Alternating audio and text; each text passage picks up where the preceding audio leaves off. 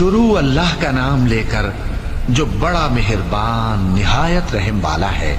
جو لوگ کافر ہیں یعنی اہل کتاب اور مشرک، وہ کفر سے باز رہنے والے نہ تھے یہاں تک کہ ان کے پاس کھلی دلیل آ جائے، یعنی اللہ کا ایک پیغمبر جو پاک اوراق پڑھ کر سناتا ہے جن میں مستحکم آیتیں لکھی ہوئی ہیں، اور اہل کتاب جو فرقوں میں بٹے ہیں تو دلیل واضح کے آنے کے بعد ہی بٹے ہیں، حالانکہ ان کو حکم تو یہی ہوا تھا کہ اللہ کی عبادت کریں، اطاعت کو اسی کے لیے خالص کرتے ہوئے یکسو ہو کر، اور نماز قائم کریں اور زکوٰۃ دیں، اور یہی مضبوط اصولوں والا دین ہے۔ جو لوگ کافر ہیں یعنی اہل کتاب اور مشرک، وہ دوزخ کی آگ میں پڑیں گے اور ہمیشہ اسی میں رہیں گے۔ یہ لوگ سب مخلوق سے زیادہ برے ہیں۔